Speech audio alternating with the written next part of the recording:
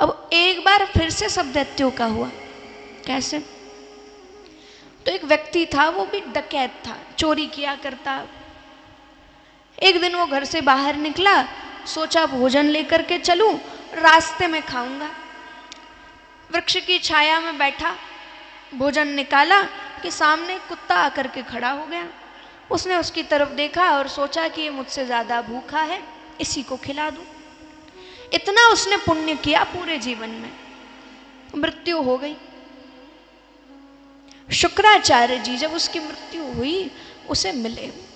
शुक्राचार्य जी ने कहा कि जब तुम्हारा सब गिना जाएगा, फिर तुमसे पूछा जाएगा कि तुम पहले अपने पुण्यों का फल चाहते हो या पापों का दंड।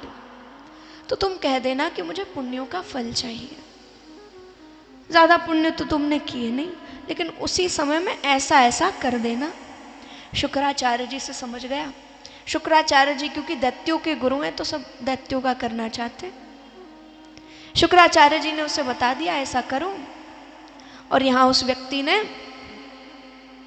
जब उससे पूछा गया क्या चाहते हो, तो कहा कि मैं अपने पुण्यों का फल चाहता हूँ। हमने बताया था पुण्यों का फल तो स्वर्ग में दिया जाता है। स्वर्ग भेजा गया कुछ समय के लिए। स्वर्ग में भोग भोगने के लिए एक शरीर दिया जाता है, सुंदर शरीर, जो बूढ़ा नहीं होता, जो बीमार नहीं होता, उसे वैसा शरीर दिया गया और स्वर्ग भेजा गया। स्वर्ग में पहुंचा, कहता है मुझे इंद्रासन पर बैठना है। देवराज इंद्र मना कर देते, मेरा सिंहासन है, तुम्हें कैसे बैठने दूं। सब कहने लगे, सब जगह तारीफ इसीलिए ही है क्योंकि इच्छा पूरी की जाती है, तो बैठने दो। बैठ गया वो व्यक्ति, देवराज इंद्र मान गए। बैठ करके कहता है मुझे जल ला कर दिया जाए। पहले तो भूल गया किस लिए बैठा था, लेकिन शुक्राचार्य जी ने कंकड़ मारा, याद कराया। अब क्योंकि देखा जाए तो कथा विस्तार से करेंगे, बड़ा समय हो जाएगा, तो सभी संक्षिप्त में सुने। शुक्राचार्य जी ने कंकड़ मारा, उसे याद आया, जल मांगा, हाथ में जल लिया और कहता है मैं यही इंद्रासन से सब कुछ अपने गुरु शुक्राचार्य जी को दान करता हूं। इंद्रासन से दान कर दिया। इंद्रासन इंद्र का है, इंद्र यानी देवताओं का राजा। राजा ने सब दान कर दिया,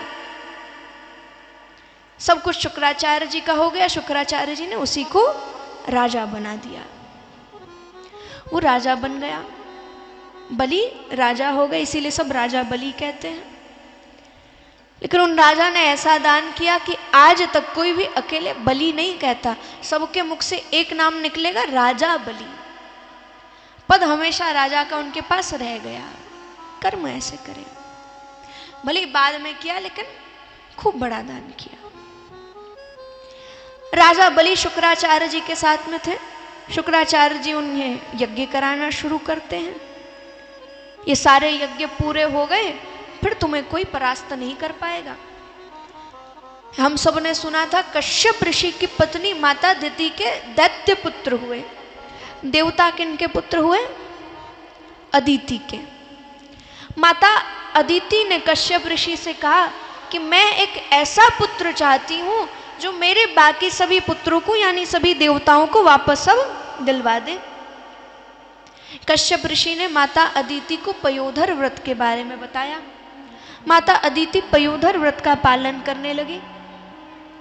माता अदिति बिल्कुल नियम के साथ में पयोधर व्रत का पालन करती है, जैसा बताया था कश्यप ऋषि ने। माता अदिति ऐसा व्रत कर रही थी, भगवान ने कृपा की, और कौन वापस दिलवा सकता है? भगवान ही दिलवा सकते हैं। भगवान श्री नारायण ही ऐसी लीला कर सकते हैं। भगवान श्री नारायण ने स्वयं वामन अवतार लिया माता अदिति के यहाँ।